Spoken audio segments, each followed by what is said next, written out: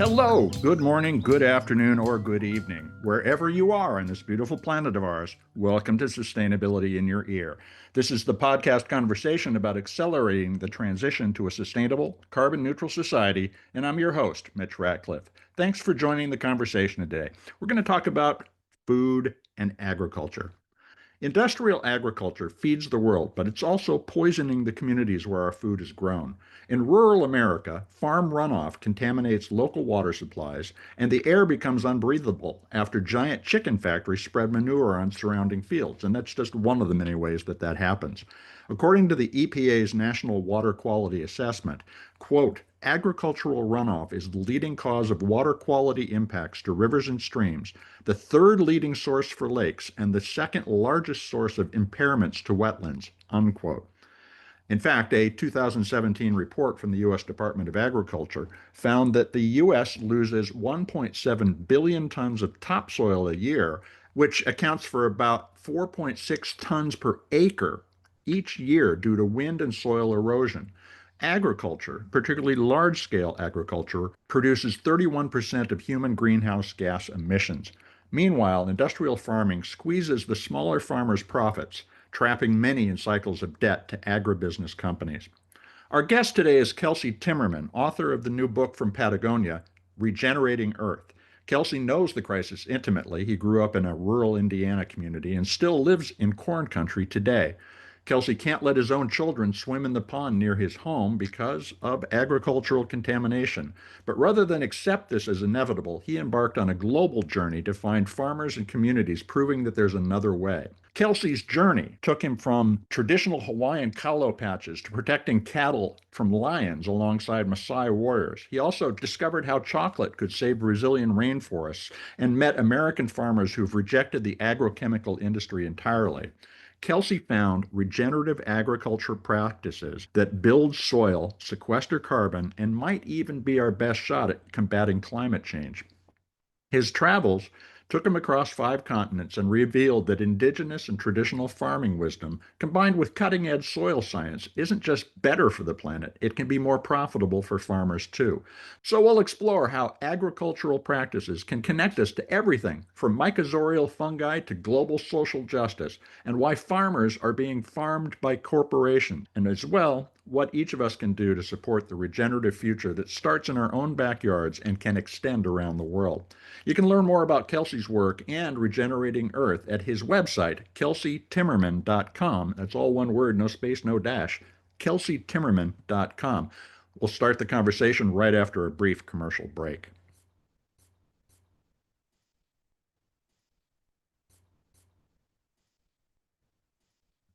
Welcome to the show, Kelsey. How you doing this morning? Good. Thanks for having me on. Well, thank you for joining me from an Airbnb in Pittsburgh on your book tour. It must be quite a thing to get a book out there. Oh, yeah, it's been a lot of fun. I've met a lot of people doing some really cool things, like from jerky from hogs, from to all sorts of, I can't even remember all of them, to Palo Alto, like investors who want to get into regenerative agriculture. And I'm like, I don't know what to do. You could talk to this person. So it's been fun kind of connecting people and things like that.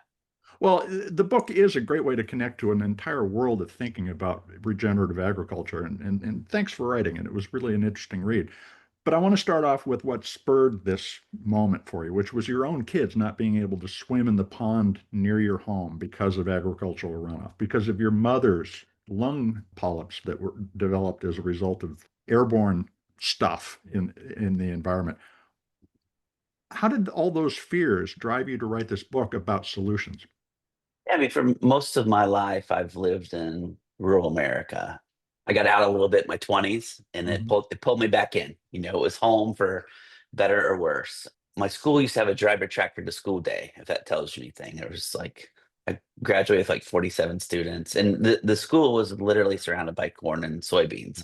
Everything was surrounded by corn and soybeans. And to me, that was the country life. That was clean country living. And then bought a house in Muncie, Indiana, and we lived like in town, and it just felt weird because it was like you could look down and you could see the mailboxes of 50 houses.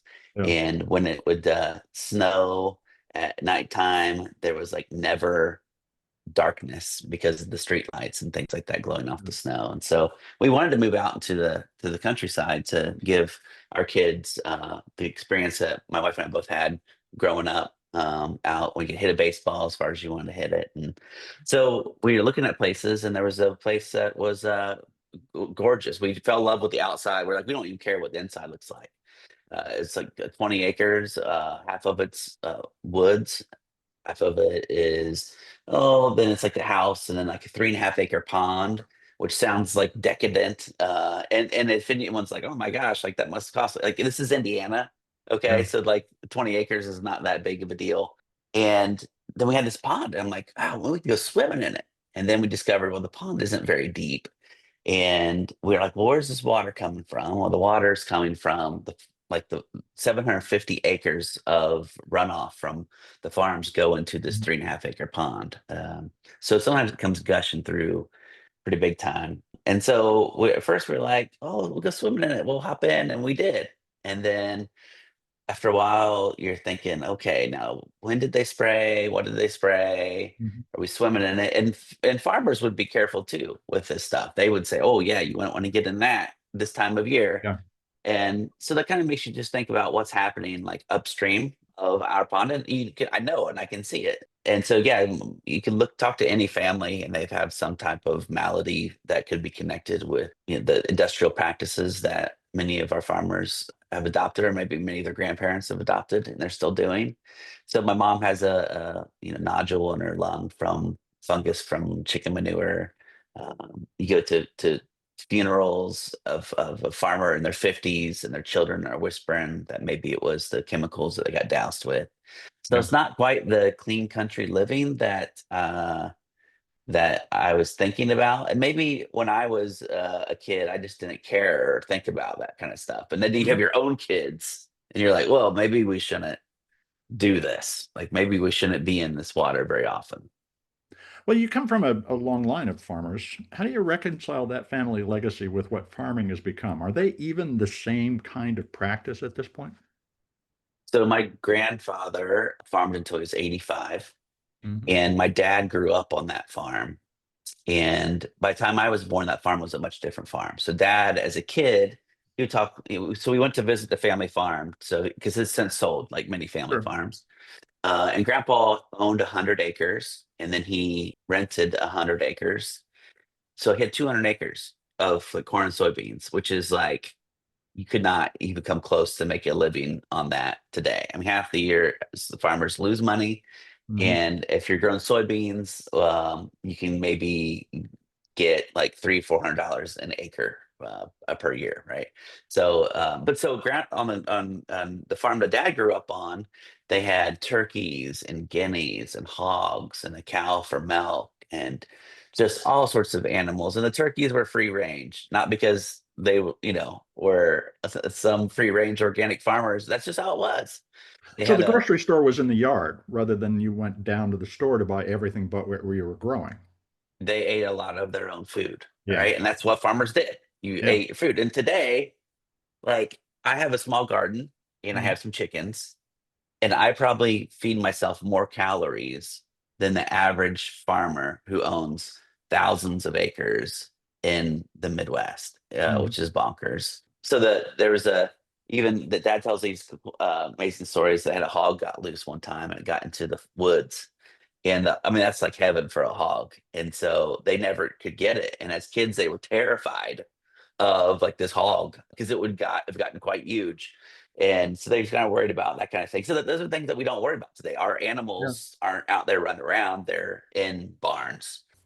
So it's not like this. You hyper focus on one thing, and maybe you have hogs or chickens, and then you buy more land so you can spread that manure on that land. And that's the reason you have the land, is because you have to do something with this manure because of state regulations.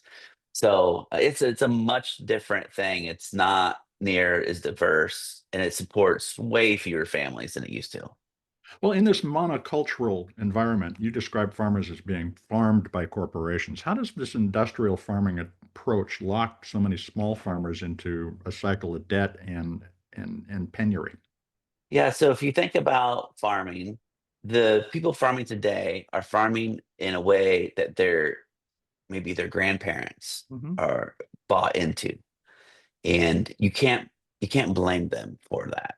So if someone shows up and wants to sell you some fertilizer and they dump it in your yard and say, "Come back and check this out," a couple days later, grass is greener, taller. Hmm. Well, that's money to a farmer. Yeah. So they bought into it and they didn't know the negative repercussions of the synthetic fertilizer, of the synthetic chemicals that they would spray.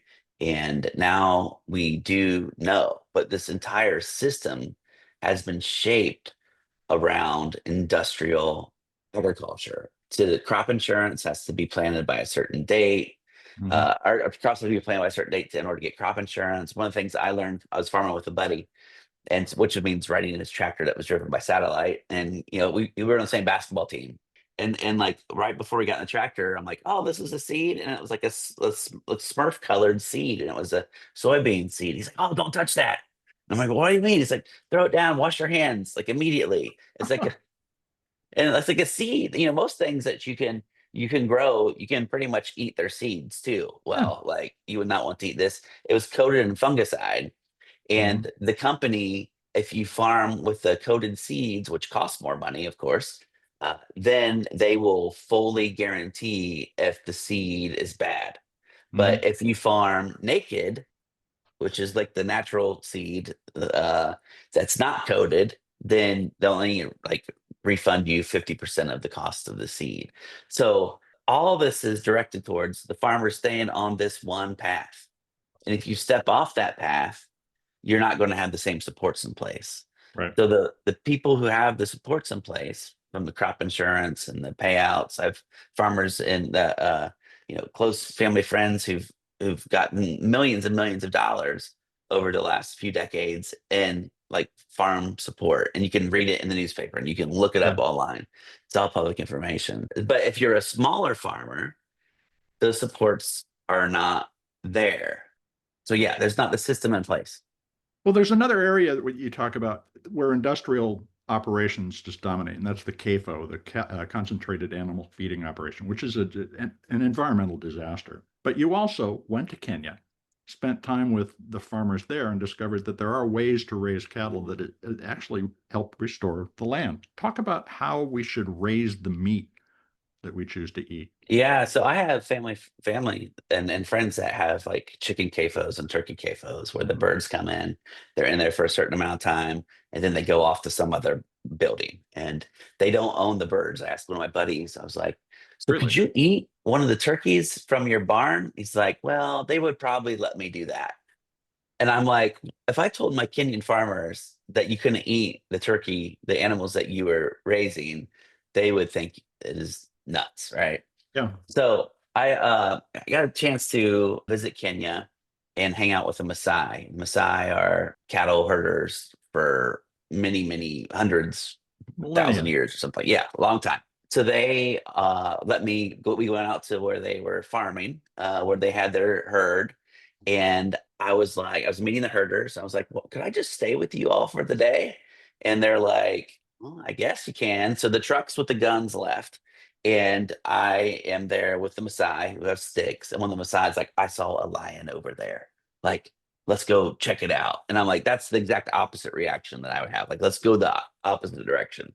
So I hung out with them for the day, and we just walked a mile to the Mara River to Mhm. get a drink for the cattle. And then we walked back, and that was our day. And we protected the herd, kept them bunched and moved, which is a practice the Maasai have done for a long time. And the area that we were, of course, was a former corn pivot. It's like the industrial system wants the whole world to be covered with corn. And the people who own the corn acreage were no longer able to make a living. So they opened up to a conservancy and they work with their neighbors to everyone to get their cattle together and then have it in one big herd like it used to be, or like you would see the animals like move through nature because they Mhm. are bunched for safety, and they constantly move because they fear from predators. So like lions, or in our country wolves or whatever, and they keep moving because they don't want to eat grass that they've already eaten or pooped on and peed on, so they keep moving. So this isn't the natural way of things used Well, to be. how does that help the soil? Because that's the key is they're moving around. They're not just filling one place with filth. Yeah. So they, they're poop and pee, they step on it, it gets, kind of aerates the ground a little bit, Mhm. seeps in, and that encourages more fertility in the soil. Actually, when they bite onto the soil, bite onto the grass, if they you don't let them there too long, with too long, they'll eat it all the way down to the roots. But if you just they bite the part of the grass off, it encourages the roots to grow longer. So Right. you have these roots growing longer, and then there's always something, always a living root in the ground.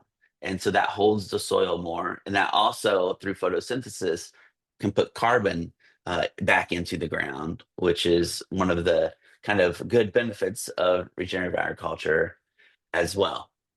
So another interesting passage, it feels almost counterfactual if you have taken history as it's given to us, and that relates to the Green Revolution. Norman Borlaug started this with his innovations in wheat productivity. It's credited with saving billions of people from starvation, but you go into a lot of detail about the continuing price we're paying for that. Can you explain some of the things we should be aware of about the Green Revolution's detrimental impacts? Yeah, so I mean, first off, it had a pretty big positive impact at the time. I mean, Absolutely. it's credited with saving like a billion lives, and there's few people that can say they came up with some idea it's going to save a billion lives. But maybe we've outgrown that. Maybe our population has outgrown that. Maybe our technology has Mhm. outgrown that. So while I was in Kenya, I visited this young woman named Celestine, who's basically a permaculture activist and maybe an anti-green revolution activist. So Mhm. she's seen in her community where these modern seeds and fertilizers are often given out as a loan from NGOs, like local Right. nonprofits. And they give them out and like, well, when you harvest your crop, then you can pay us back. Mhm. And she took me to visit a farmer who she was a mother of 11. That's a lot of kids. She had five, after harvest, she had 5 bags of maize in the corner. Four of them she was going to sell, and one she was going to eat. Mhm. After she sold those, she would still be in debt to the nonprofit organization, and she was going to eat the 1 bag of rice, which would last a month, and then she'd have to buy rice or Mhm. buy maize. So she was Mhm. buying the maize after she ate that 1 bag at the highest possible price. And when she was selling her maize, she was selling. Everyone was selling their maize. So she was selling at the lowest possible price. Right. And so this has had some pretty negative consequences. And Celestine wanted me to see like the most negative of them. So she's like, come and check out sanding in my village. And I had no idea like what sanding meant.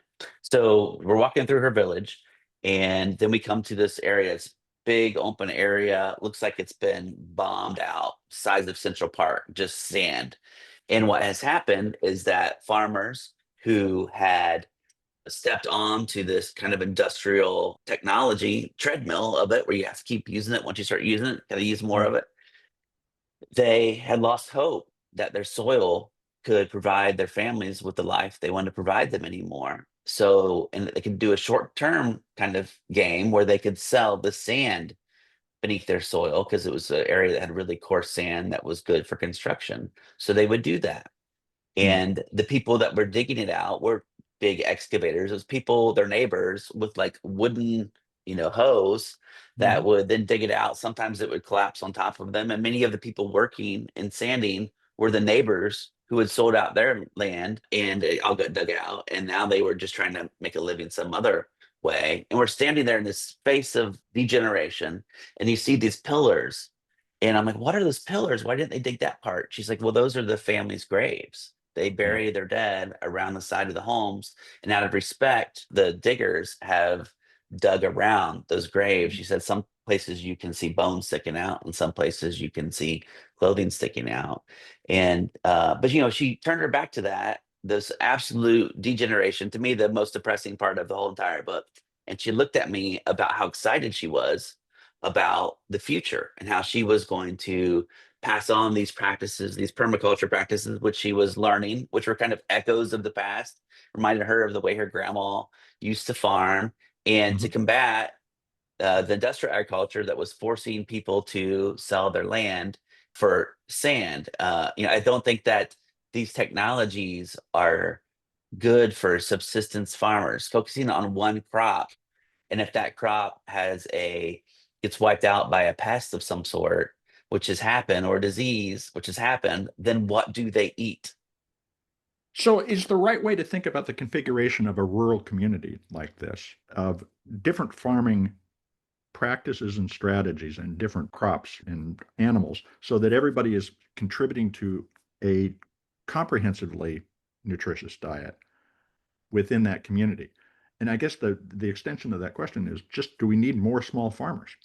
I mean, I would say yes. The question is, are we going to be able to find more small farmers, or people want to actually farm and do the work? It's not easy. If you've had a garden before, like I'm on a road trip for 3 weeks here. Oh my gosh, my wife is juggling all her balls at home, and I go home and that garden is going to be the weeds are going to be the tallest. They're taller than my tomato plants. So it is not an easy thing to do. So do people want to do it? Where 3/4 of American farm workers are immigrants. Right. We used to have to rely on each other more. And this book is mostly about connection and how many of these connections have been broken. Our connection with nature, our connection with each other. In many of these places where connections used to exist between the animals and plants, manure to the plants, plants to the animals, have been broken, and now a product or service is in place. And it has made things easier, Yeah. but at what cost? Well, that's the striking thing about regenerative thinking, is that it's systems thinking in practice. And you write about the connection between chloroplasts, lions, fungi, and how that's all connected to what we eat and how we interact with one another. Can you explain the system that's producing food for the American shopper briefly? I know it's a complex question. Yeah, I mean, I'd say Is first it off, natural or synthetic at this point? oh, it is totally synthetic that Mhm. we're eating off of. But I think we've come so disconnected. We've lost the how much of this is like a miracle. Like, Mhm. if people maybe have planted sunflower before, you hold that sunflower seed in your hand, you can roll it around in the palm of your hand, and then you stick that bad boy in the ground. You come back, 2 months later, 3 months later, it's taller than you are. Like, Mhm. and it has 1,000 more seeds on it. Like, let's just stop for a moment and acknowledge just the absolute miracle that is a single seed.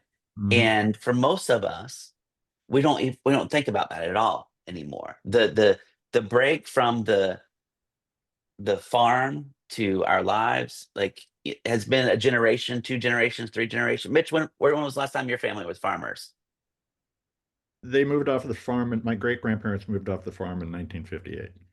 Okay, so like, they had a different relationship with Mhm. the land than your parents and Well, yeah, then you. my dad grew up on that farm and had a different experience than when he moved to Evansville in Indiana. Okay, But they didn't feel like they lost something, but they did in retrospect. What did we lose?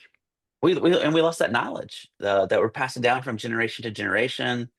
Many of the farmers I met, uh, that are many of the regenerative farmers I met, one of the things I add to what is it, regenerative agriculture, is that they believe that humans can be a force of good, and there's some type of like spiritual connection. Not to get too woo woo with it, but that like the way they talk about it, and the farmers in Minnesota and Wisconsin may not have the same language or stories Yeah. around it that the indigenous farmers I met in Hawaii and Colombia and Kenya have. But it's like this remembering that is happening, where the industrial system, like outside my house in this spring, I really noticed it. You can take a handful of dirt, just throw it into the air, and it just like disappears. It's just Right. like dust. It's a desert. And that soil is treated as if it's just meant there to hold a seed, Mhm. because we're going to bring all the synthetic fertility to it. We're going to spray all the chemicals that protect it from the weeds, where in nature diversity would protect it more from weeds and pests and things like that. So it's just like this substrate to hold a seed. We're not thinking about all the life from the fungi that's in the soil that helps bring nutrients to the plant. We're not thinking about the miracle that is photosynthesis. Well, and the connection between people that yielded that passage of knowledge from one generation to another as well. I mean, when we talk about indigenous communities, they're indigenous because they are embedded in and grew up among the nature that they coexist with. We think of it as something we manage. Yeah, for sure. It's a place that they are a part of. Native Hawaiians see the kalo plant, which is taro, as I think it says older brother, Hmm. and that's not uncommon. Hmm. To look at a mountain and have some type of familial relation to that mountain in some way, some connection that's not just, oh, that mountain's called this. If you go up it, you can see out. Like, no, there's like a relationship with that, with those places. And we've all been indigenous to somewhere at some point in time in our ancestry. We've been moved from that, and our roots have been cut and they've been shortened. And we continue to move around a lot. But what if we stopped a little bit and stop to observe a place and think about see it in all four seasons over the course of years. I think about my where I live used to be the home of the Miamia, the Miami Indians in the Delaware, and they were there for and still are for they've been there for thousands of years. Hmm. And then I think about the modern farming technique of a Roundup Ready corn Hmm. that's been here since the 90s. And so we think we know agriculture. We think we know this place where we're planting. They've been there for just thousands of years, and we just was scratching the surface. Well, we're going to have to take a quick commercial break so that the industrial economy can intrude on this conversation, but we're going to be right back. All right. Stay tuned, folks.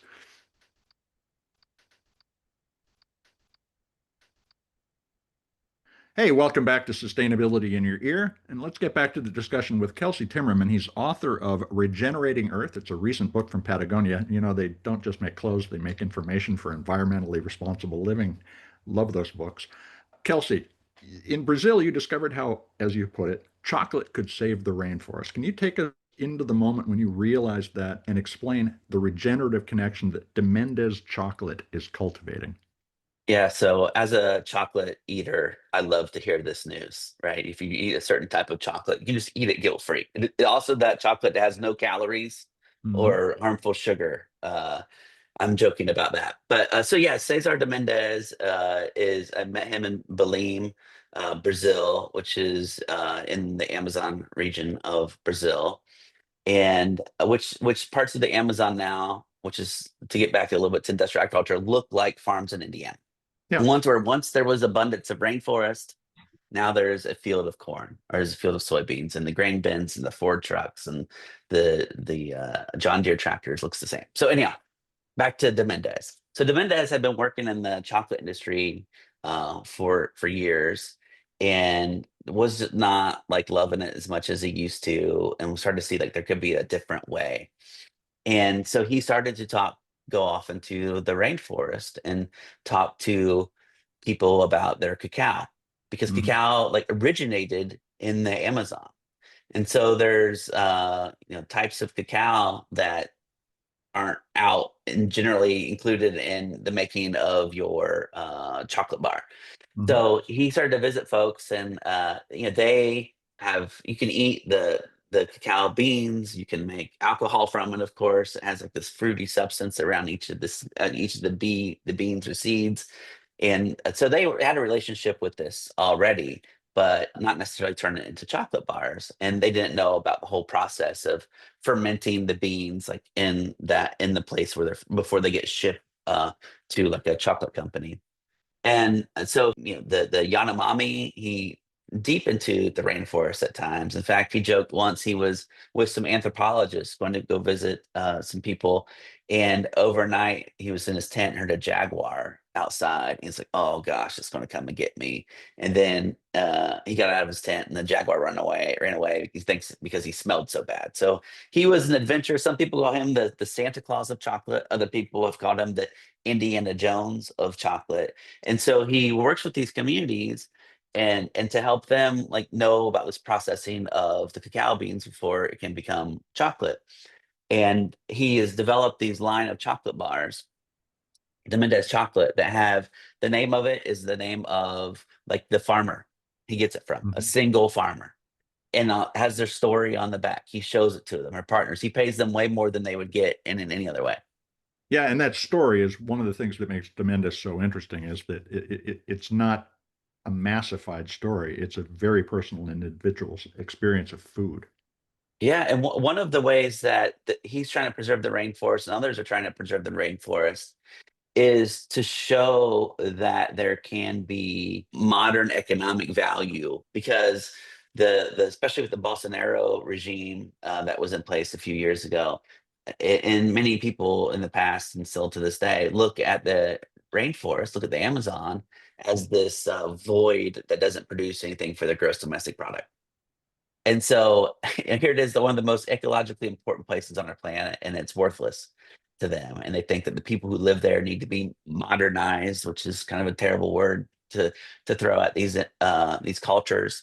And so folks like the Mendez are being able to give income to some of the folks who live in the Amazon that they then can spend to educate their children and at universities. They become lawyers, to become doctors, to access medicine when they need to, so they can kind of interact with the community on their own terms and fight for their land because it is being encroached upon all the time. You relate a number of stories about American farmers who were inspired by ancient and indigenous practices. What's a particular practice or regenerative practice that really blew your mind when you thought, why didn't we figure that out before? Yeah, I mean, one of the that stands out to me is just having diverse plants together and how they do things like for pests, they mask the smell of a certain plant. Mm-hmm. And so if you have a bunch of diverse plants, they can't smell that one thing they would come after. And how off also a plant might attract the predator of a pest of another plant, where the diversity of life manages itself and keeps things in balance. So that was one of the ones that really, you plant marigolds on the edge of your garden, and I knew that. It's kind of like the 101 version Uh-huh. of that, but to embrace so much more diversity gives your system, gives nature so much more resilience, and you need those chemicals less or not at all. Well, you mentioned your garden before. How do you practice that kind of a wisdom in Yeah. in your own garden? So, I had sheep and all this, and I'm like the county's worst shepherd, and I might be the county's worst gardener too, because I travel a lot and I leave my garden. I come back months later, and I'm like, well, I guess it's full of weeds, but the beautiful thing is that you still can get food from it. It's just amazing how resilient it is. So I've done a couple things, like cover crops. So I planted winter rye in my garden. So over the winter time, I had like a small, Sure. a couple of inches of green sticking out of it, and in the spring it blew up.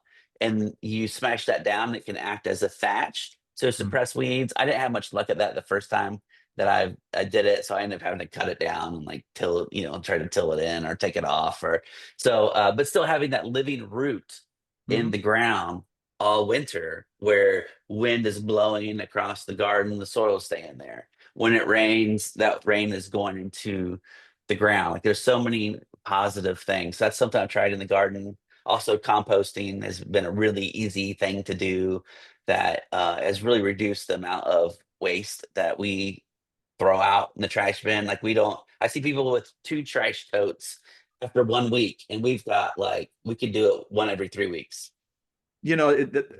I moved to live on a couple of acres of wilderness, but I'm always struck by people who don't compost. They'll pick it all up and they'll ship it off to the transfer station, and then they'll buy fertilizer to replace the biomass that they lost. Yeah, I mean, it's yeah. insane. Again, that's just an example of a connection that has been broken, and maybe our grandparents did this without even thinking about it. Uh, So do we need new ideas or are all the answers already there, but just kind of lost? so my takeaway for this has been often if you watch some documentaries on regenerative agriculture, especially ones produced, over 5 years ago or more, they would act like regenerative agriculture is this new and exciting thing, and it's not. It's an old and exciting thing that we are relearning and remembering, and the roots of that have from the indigenous people around the world who, like Sir Albert Howard went to educate. He was a farm educator, agronomist who went from England to India to teach them how to farm correctly. Well, they taught him how to farm correctly, and he's taken those practices back. And he was with the Rodale Institute for a while, and Rodale Organic Gardening, and they start to spread those practices. And so sometimes it can be like, well, I learned this from Rodale's, and they're the original. They played an important part in American organic and regenerative agriculture, but their roots are in indigenous soil as well. Like a good, healthy ecosystem. I'm Exactly. curious, how do you talk to your kids about the future? I mean, when they avoid the local pond in your property, they see your mother's lung condition. How do you talk to them about what they might want to aspire to do? And do you say farming is an option? Wow, yeah, that's a good question. They've been on walks before where the high boy sprayers come out. We've had to like run to the house to not breathe it in, and so they're aware of this. It's just like when I grew up, it was just completely natural to them. Now Mhm. I started to question some of this, and we do things a little differently where we live, and we don't mow a Mhm. 100% of our yard, which is Oh my bonkers. God.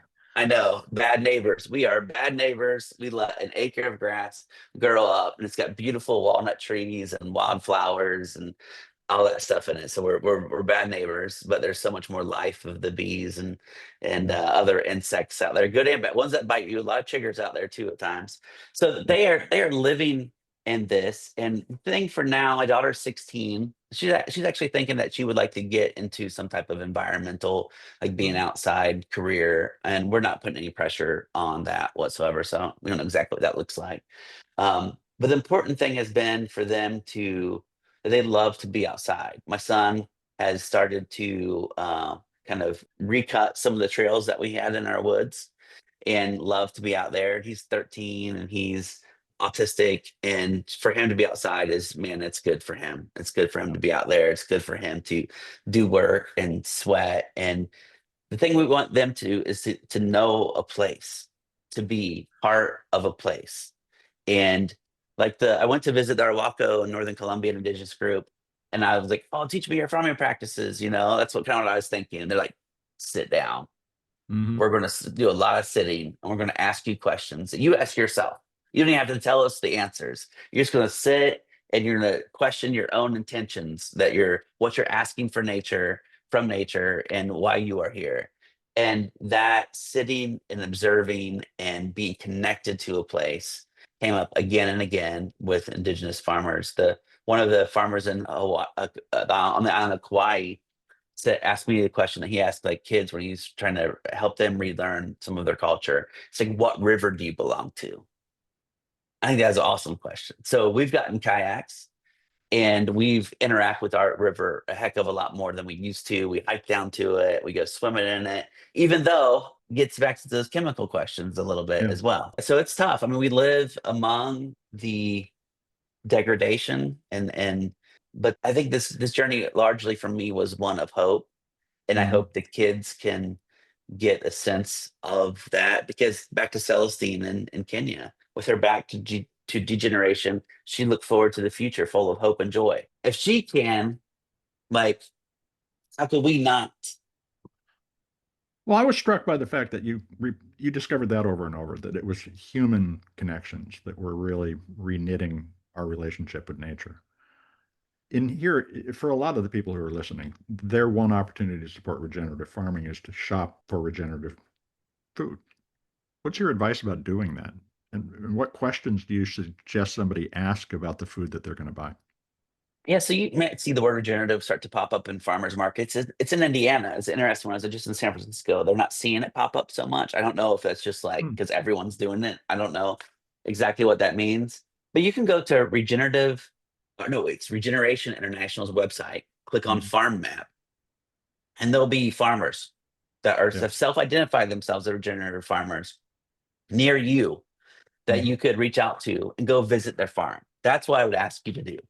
Go visit one of these farms And if it truly is regenerative, and it probably, I mean, it probably is, it might not be certified in some way, but you can feel it from the farmer's enthusiasm, the connection for the place. They want people to come out, look and see and feel and smell and hear how this place is different. So just don't buy something that's regenerative, which you should do.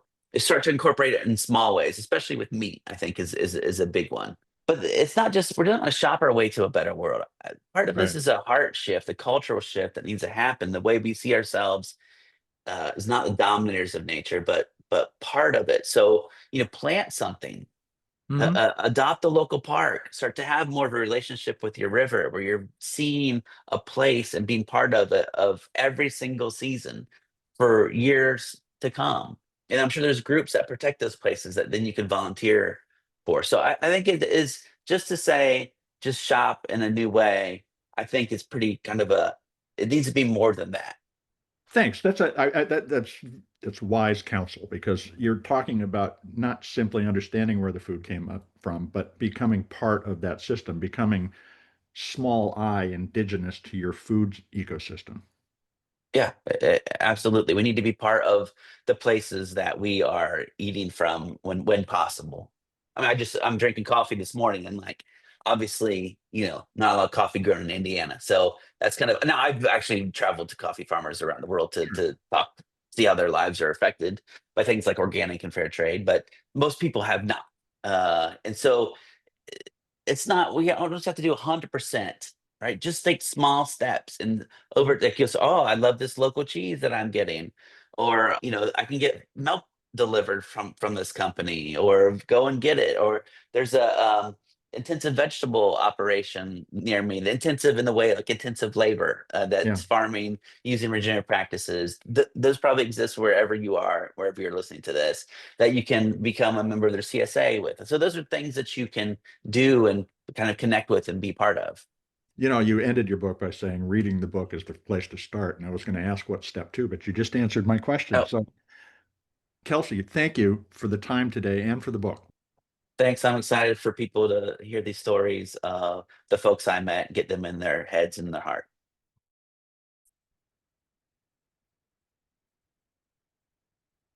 Welcome back to Sustainability in Your Ear. You've been listening to my conversation with author Kelsey Timmerman, and his new book, Regenerating Earth, is available now from Patagonia. You can learn more about Kelsey and his work at kelseytimmerman.com. Kelsey Timmerman's all one word, no space, no dash, kelseytimmerman.com. Regeneration is more than the word that will supersede sustainability in the climate lexicon. It's a different way of thinking than traditional sustainability, which is focused on limiting environmental damage. Regeneration is a way of thinking, and specifically thinking like nature about the flows of energy and materials through our economy, social infrastructures, and our individual lifestyles. Regenerative thinking doesn't recognize waste as something with no value. Instead, it responds to waste, to any leftovers after a life process is complete, as a potential input to another life process.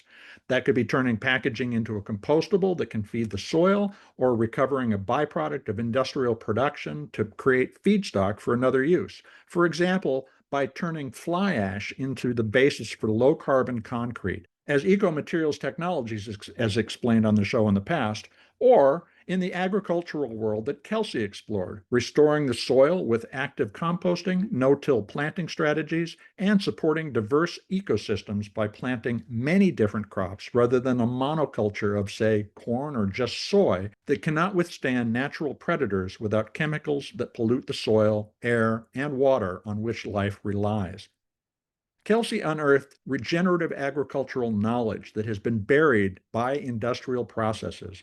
We have all the knowledge needed to restore the land to resilient productivity, but it requires being attentive to the systems and complexity of nature instead of trying to simplify and standardize life to fit profit margins. Yes, profits are important to preserving an organization or a smallholder farm, but they're just one form of value created when undertaking regenerative practices. But unfortunately, we don't account for most of that value, such as the ongoing ability of soil to provide nourishment for crops or the safety of people living near farmland.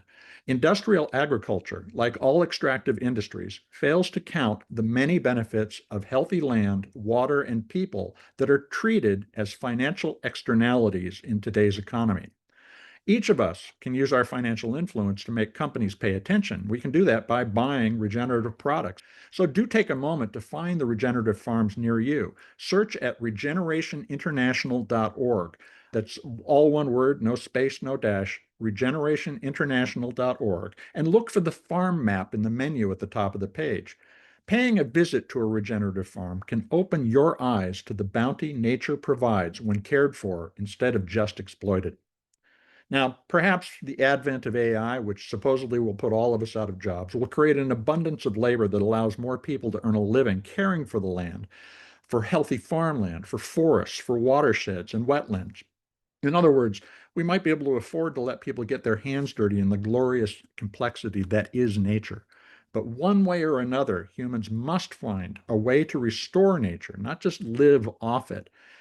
Indigenous communities recognized that unbreakable bond between people and place. And Kelsey's journey toward recognizing what he called the miracle of reproduction is a map to discovering how we can live with and for nature, because it is part of all of us and we are part of it.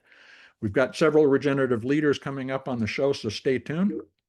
And would you take a moment to consider sharing one of the more than 500 episodes of Sustainability in Your Ear with your friends or your family? Writing a review on your favorite podcast platform is a way to help your neighbors find us because, folks, you are the amplifiers that can spread more ideas to create less waste. So please tell your family, your friends, your coworkers, the people you meet on the street that they can find Sustainability in Your Ear on Apple Podcasts, Spotify, iHeartRadio, Audible, or whatever purveyor of podcast goodness they prefer. Thank you for your support. I'm Mitch Ratcliffe. This is Sustainability in Your Ear, and we will be back with another innovator interview soon. In the meantime, folks, take care of yourself, take care of one another, and let's all take care of this beautiful planet of ours, the only one we've got. Have a green day.